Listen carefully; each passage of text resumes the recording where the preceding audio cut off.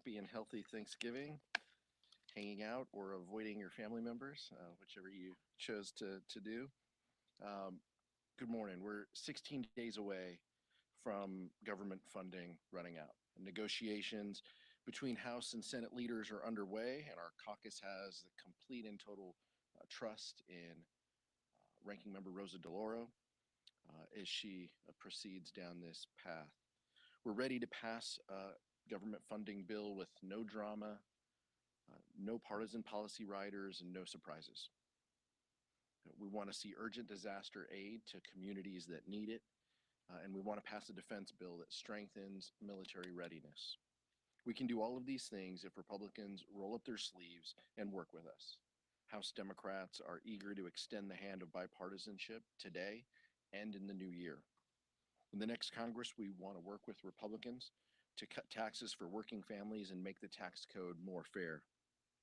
But we're not going to be able to find common ground if the only solution that Republicans propose is to cut taxes for billionaires and big corporations that they previously cut taxes for to explode the deficit. The American people want us to work together, and that requires Republicans tuning out the most extreme voices. Republicans do not have a mandate to chase the most extreme voices in their conference. They have a mandate from the American people to work with us to make their lives better. With that, Vice Chair Ted Lieu. Thank you, Chairman Aguilar. The Associated Press has called California's 13th district for Adam Gray. I want to welcome Adam Gray to the House Democratic Caucus and to Congress. We will have more Democrats next term than we do have this term. So Democrats gained seats in the House of Representatives. As of right now, Donald Trump is at less than 50% of the popular vote. As Chairman Aguilar said, the Republicans do not have a mandate. The incoming president does not have a mandate. We look forward to working with the incoming administration on ideas and policies that will help the American people. But if they overreach, that is not what the American people voted for or asked for. And we urge Republicans not to overreach. Questions? Nick.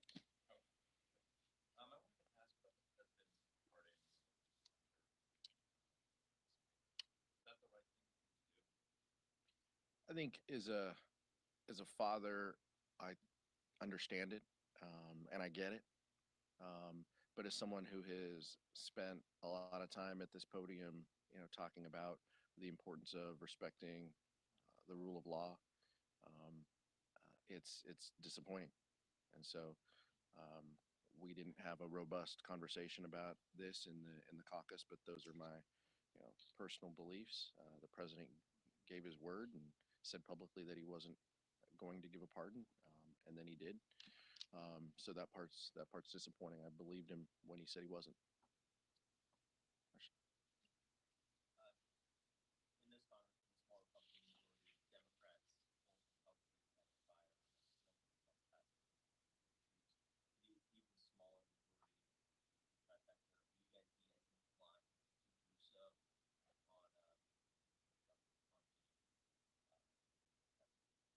The substance matters. Democrats, time and time again, we will base our decisions based on what is best for the country and the communities in which we serve. That's the metric that we use, whether it's Ukraine funding or government funding. That's time and time again what the metric that we use in the room when we make these decisions. There are many Republicans who just have proven time and time again that they will not vote for a government funding bill. We know that the path forward means Democratic votes and Republican votes in order to keep this country moving. The sooner that Republicans figure that out and work with us, I think the better off that we'll be, and we'll be able to meet timelines and also help folks. So one of the major things that will happen next year is a tax bill. And if Republicans are going to do big giveaways to billionaires, then no, Democrats are not going to support that. But if they want to pass tax reform that's going to help working class families, then Democrats will absolutely work with Republicans to get that done.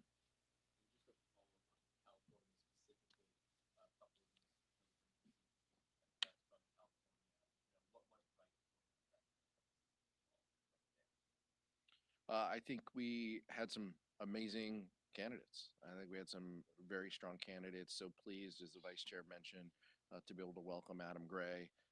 We FaceTimed him from Caucus this morning to just wake him up and tell him we appreciated him. But George Whitesides, Derek Tran, and a critical hold with Dave Min.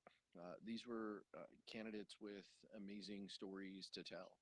But we also built a broad-based coalition. I saw the vice chair out in these districts time and time again.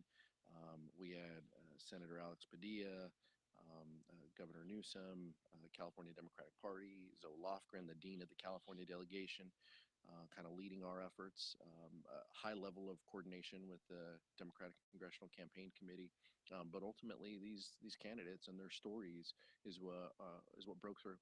But netting 3 seats was a very big deal for California, a point of pride with the vice chair and I, and excited to share some of those lessons learned once we dig into the data and find out a little bit more. Yeah. Congressman Wiley Nickel wrote an article in the Charlotte Observer noting that, but for the extreme partisan, unprecedented gerrymander in North Carolina, Democrats would have flipped the House. And if you look at what happened in this election, Democrats actually removed more Republican incumbents than vice versa. So again, the American people voted with House Democrats in a number of districts and a number of places, and the Republicans do not have a mandate. That is not what this election showed. And I hope Republicans will work with Democrats to help the American people. Mia and then Cassie.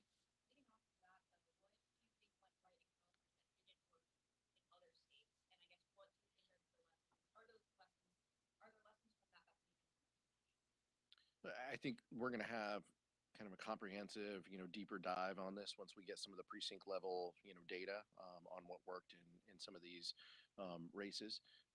But clearly, I mean, it starts with the coordination on the political side.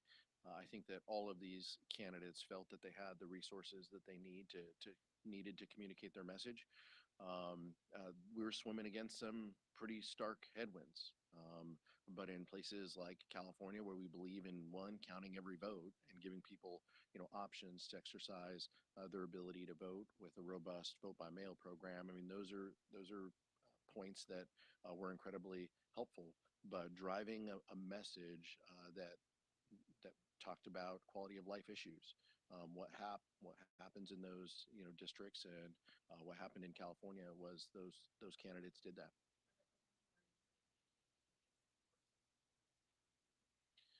I think that, well, look, I think there were gains in New York and in California, right? Three net in each of those states. Those were bright blue states that underperformed in 22.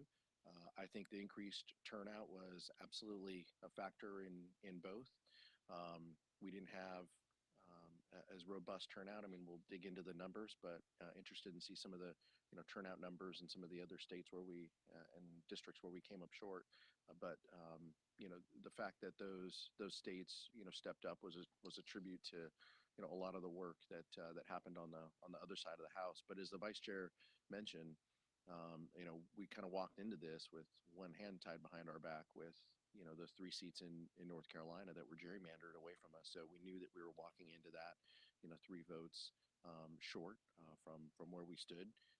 We still overperformed and got the job done in those states, but we lost a few in other places. Yes.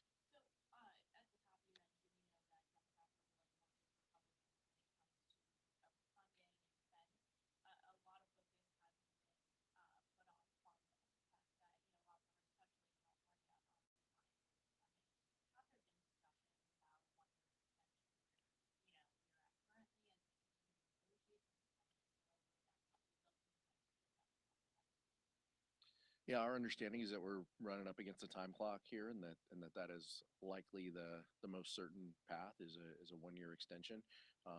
That carries forward the kind of base bill that was negotiated when Democrats were in control, so we don't have a lot of objections to it.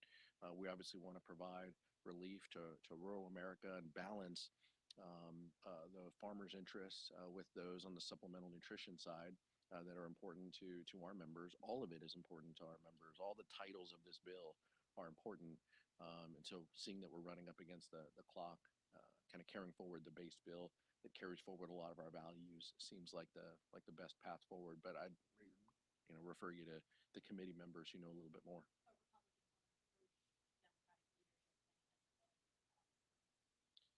I've not heard a timeline to put anything on the floor.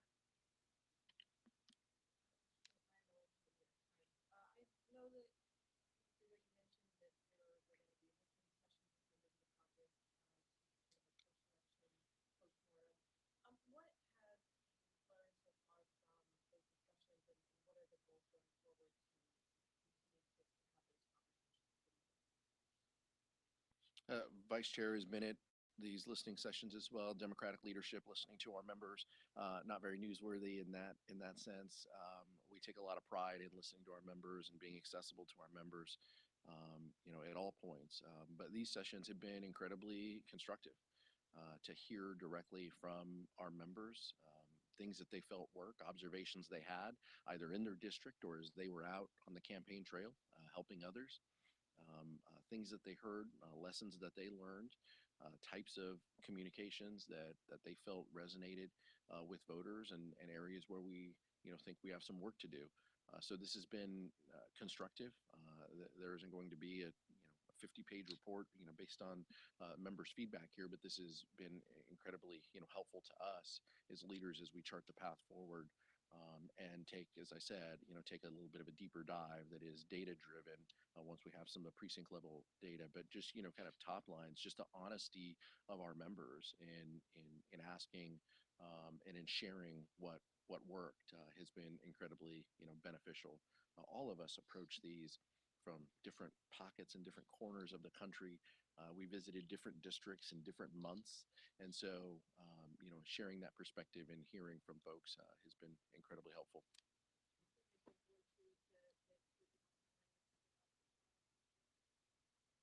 No, I'm not going to share examples of private member conversations, but the candidness of the members has been what jumped out, and sharing what happened, what they heard, the differences between the top of the ticket and our members, and how we overperformed, and some of members' feelings on why that happened has been incredibly helpful. These listening sessions have been very helpful and they're ongoing, but it's not as if it's just going to stop. This is a process, and Chairman Aguilar crisscross the country going to different districts, and he and I are both on the floor, and members come up to us and tell us their thoughts throughout the year. So this is an ongoing process. There was an interesting Navigator poll that came out this week that did show that Kamala Harris won among people who read the news and watch traditional news and TV channels and so on. And then she lost among those who primarily got their sources of information from social media. So last night there was a vice chair dinner where we had a discussion about how to expand outreach and presence on social media. And clearly we're in a new world where people are getting news from a lot more different sources, and we have to be able to adjust that. Michael? Michael?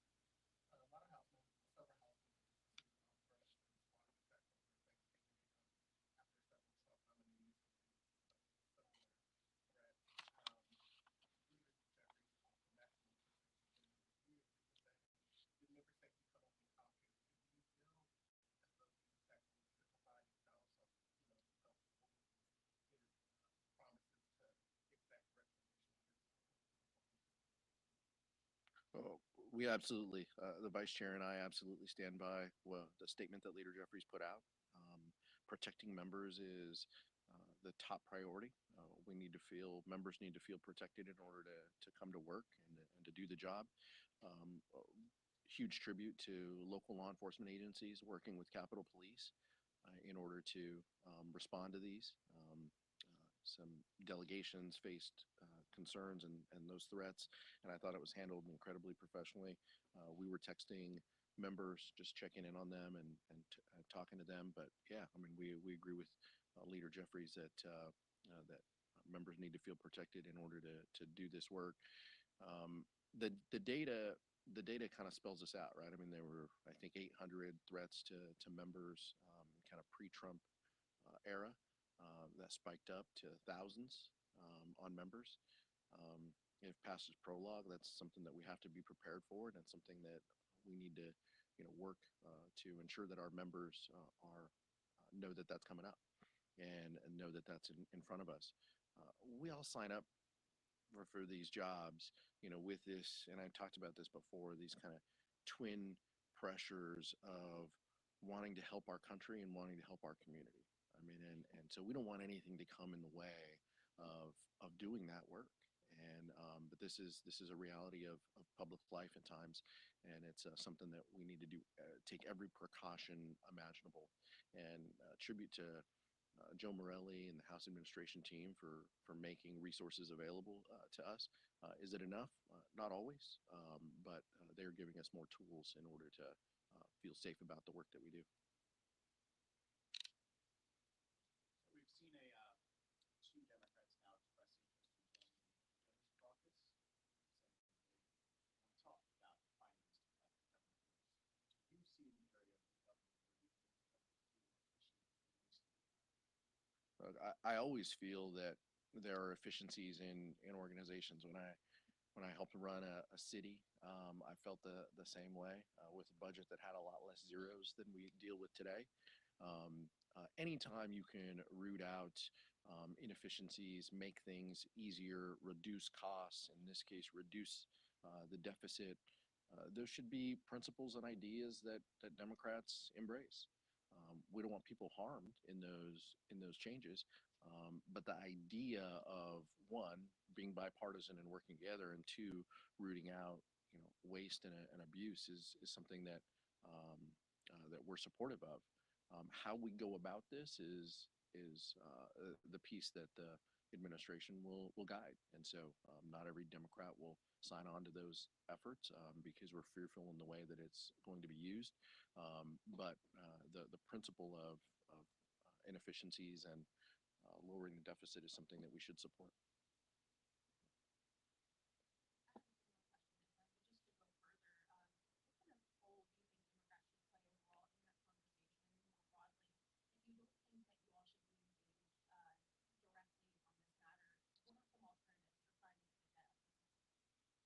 Look, we'll see what this. I mean, there's two separate things, right? I mean, the question was about this kind of Doge caucus that is potentially congressional members. There's a lot of caucuses around here, and many of them are bipartisan. The specific efforts that the incoming administration has highlighted, I don't know if those will be bipartisan. We don't know what structure that will take. That will be more in a more formal kind of committee process, and so we'll see. The question is, we don't know. But the principle and the idea of efficiencies in government is something that we should be supporting where there are inefficiencies, and so that's a principle that we will continue to carry, and we'll see how the year unfolds. Chad. No, thank you. Found out, obviously, in January, it's going to be 217 to 215 around here. Obviously, it's going to be incumbent upon Republicans to get their people to do it. You guys could throw a lot of wrenches into some of their bold plans of having every single one of your members here. Can you describe what this is going to be like? Are you going to take attendance? I mean, it's going to be an enhanced whip effort. Are you going to say, hey, don't go to your, son's graduation? I mean, what types of things are you guys going to have to do to make sure you get everybody here on each of their votes to make it part of the district? It's important for every member to come to work and to do their job. That's what we're telling our caucus. Um, their attendance is incredibly important, and the work that we do here is important. And pushing back against Republican overreach is potentially something that we have to do next year. And in order to do that, we're going to need them. We're going to need them coming. So life happens, emergencies happen. We absolutely get it, but there are things that we can control as members, and appointments and things on the personal side, and we need to look at the House calendar when we do those. Are you worried about some of the health? I mean, obviously, Mr. Scott, Mr. Hall, they lost chunks of time last year, this past year because of health issues. I mean, again, that's life. Yeah, that's life, but members also ran for these jobs. Members ran for these jobs and were reelected, knowing that was what they were experiencing. And if they asked their voters to send them to DC to do work, my expectation is that they're going to come to DC to do work. That's how I approach it. in the back. Yeah.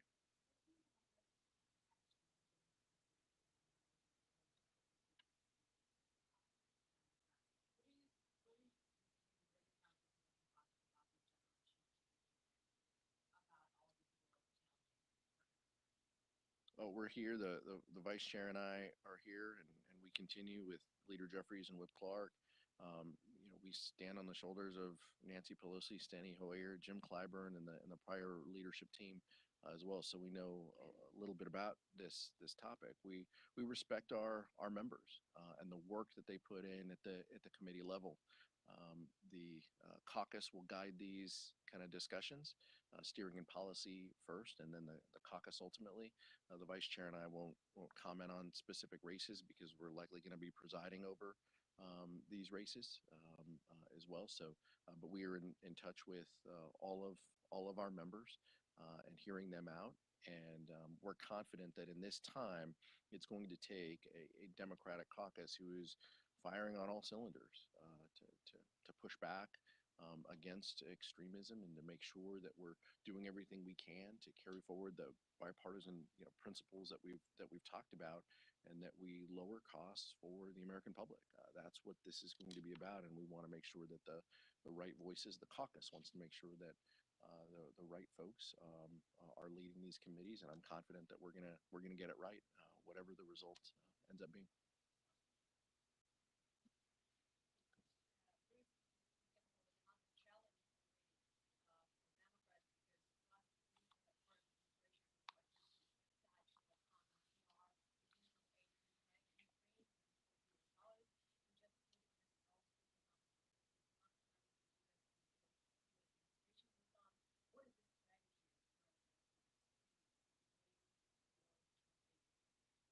Democrats have overwhelmingly supported Ukraine, and will continue to support Ukraine to fight Russian aggression.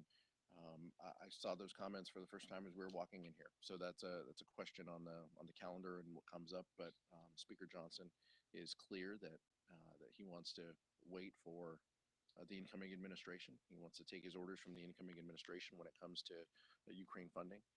If that's the decision, then that's the decision. But Democrats will continue to support our allies when these votes come up. Thank you.